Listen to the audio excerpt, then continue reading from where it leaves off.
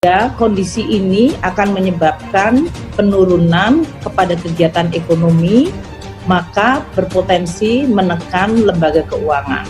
Karena kemudian kredit-kredit tidak bisa dibayarkan atau bahkan diberikan relaksasi untuk tidak membayar, dan perusahaan-perusahaan mengalami kesulitan dari sisi revenue atau pendapatan, dan tentu saja kemudian mempengaruhi kemampuan mereka untuk membayar utang-utangnya. Selama itu masih berlangsung, maka kita tidak bisa berharap banyak pertumbuhan ekonomi bisa kembali normal. Pertama, di kelompok bawah itu memang mengalami penurunan daya beli. Ya. Tetapi untuk menengah atas itu bukan dikarenakan penurunan daya beli, lebih dikarenakan penundaan konsumsi akibat kekhawatiran atas pandemi. Dideklarasikannya COVID sebagai pandemi global dan kemudian penularannya lebih dari 212 negara di dunia, di mana semua negara melakukan langkah-langkah untuk melakukan containment, itu memberikan dampak kepada sisi sosial ekonomi dan stabilitas keuangan.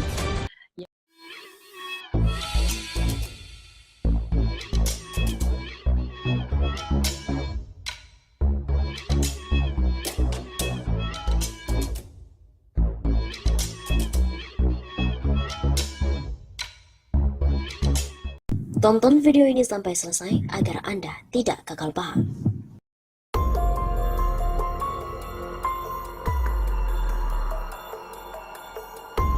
Kini, apakah Indonesia menjadi negara miskin? Kementerian Keuangan optimistis RI bakal mampu kembali melenggang masuk dalam kategori negara berpenghasilan menengah ke atas atau upper middle class pada tahun 2021. Usai turun kelas menjadi negara berpenghasilan menengah ke bawah atau lower middle class pada tahun lalu. Apakah kita akan masuk ke upper middle income country lagi untuk tahun ini atau tahun depan? Akhir tahun ini seharusnya sudah bisa, apalagi 2022. Ujar Kepala BKF Kementerian Keuangan Febrio Kacaribu pada proses briefing pada Juli yang lalu. Febrio juga menjelaskan bahwa RI turun kelas akibat kontraksi ekonomi yang terjadi pada tahun lalu, di mana mencapai 2,1%. Menurut dia, kontraksi ekonomi RI membuat GNI per kapita turun dari 4.050 US dollar di tahun 2019 menjadi 3.870 US dollar pada 2020. Inilah yang membuat RI kembali masuk pada kategori negara berpendapatan menengah ke bawah. Febrio menilai wajar Indonesia turun kelas karena pandemi COVID-19 memukul ekonomi di berbagai negara dunia. Bahkan ia juga menyebut ekonomi Indonesia masih lebih baik dibandingkan dengan negara-negara berkembang lain seperti India, Afrika Selatan, Thailand, Brazil, dan juga lainnya. Menurut Febrio lagi, kontraksi pertumbuhan ekonomi Indonesia ini masih cenderung moderat. Sebelum pandemi, ia mengklaim ekonomi domestik cukup kuat. Agar bisa kembali bangkit, pemerintah fokus untuk melakukan pemulihan ekonomi, termasuk juga untuk sektor-sektor kesehatan. Salah satu yang dilakukan ialah menggelontorkan bansos untuk menopang beban hidup masyarakat di tengah pandemi COVID-19. Diketahui, Bank Dunia menurunkan Indonesia dari kategori negara berpenghasilan menengah ke atas pada 2019 menjadi negara berpenghasilan menengah ke bawah pada tahun 2020. Dari publikasi yang diperbaharui setiap 1 Juli tersebut, Bank Dunia mencatat pendapatan nasional bruto atau GNI Indonesia turun dari 4.050 US dollar menjadi 3.870 US dollar, di mana penurunan status ini lantaran dampak pandemi COVID-19 yang memukul penghasilan masyarakat. Perhitungan yang dilakukan Bank Dunia mempertimbangkan pertumbuhan ekonomi, inflasi, nilai tukar mata uang, dan pertumbuhan populasi yang dipengaruhi oleh GNI per kapita. Sebelumnya, Bank Dunia telah resmi mengumumkan Indonesia kembali masuk dalam negara lower middle income alias negara dengan penghasilan menengah ke bawah. Bank Dunia, sejalan dengan pengumuman ini, maka Indonesia resmi turun kelas.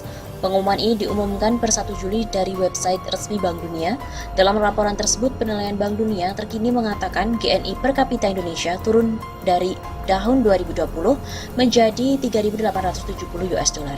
Padahal di tahun lalu berada di level 4.050 US dollar dan membuat Indonesia naik kelas menjadi negara upper middle income country alias negara berpenghasilan menengah ke atas. Indonesia, Mauritius, Rumania, dan Samoa sangat dekat dengan ambang batas klasifikasi pada tahun 2019 dan semuanya mengalami penurunan atlas GNI per kapita terkait COVID-19 yang mengakibatkan klasifikasi lebih rendah pada tahun 2020. Papar Bank Dunia dalam pengumumannya. Bank Dunia sendiri tahun ini telah mengubah klasifikasi GNI untuk menentukan peringkat tiap negara. Klasifikasi berubah karena di setiap negara, faktor-faktor seperti pertumbuhan ekonomi, inflasi, nilai tukar, dan pertumbuhan penduduk mempengaruhi GNI per kapita.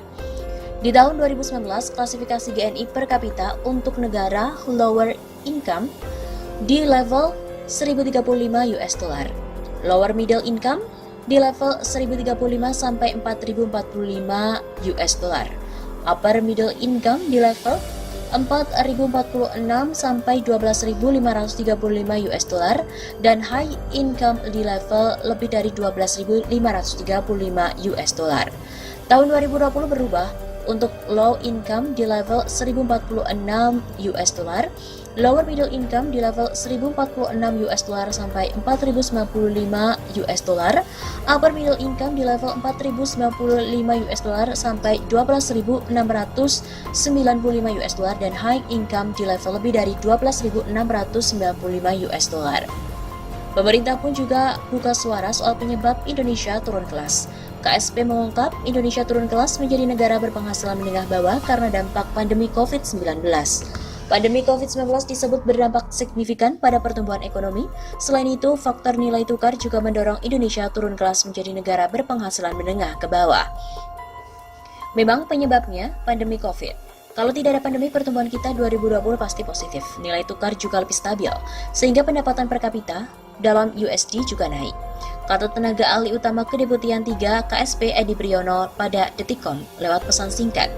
Dia mengatakan tahun 2020 pendapatan Indonesia tercatat minus 2,07%. Hal itu menunjukkan jika pendapatan nasional lebih rendah dibandingkan tahun sebelumnya. Dia bilang secara otomatis pendapatan per kapita juga turun. Kemudian nilai tukar rupiah terhadap dolar juga rata-rata turun 2,66% dibandingkan dengan tahun 2019. Dua hal tersebut yang membuat Bank Dunia menghitung bahwa pendapatan per kapita Indonesia tahun 2020 dalam US dollar turun menjadi 3.870 US dollar. Per definisi, kita keluar lagi dari kelompok upper middle income ke lower middle income karena pendapatan per kapita kurang dari 4.046 US dollar dan menjadi batas bawah upper middle income country. Edi Priyono mengatakan, kondisi itu memang tidak menggembirakan, namun pihaknya telah menduga sebelumnya. Memang tidak menggembirakan tapi tidak mengejutkan. Begitu kata Edi.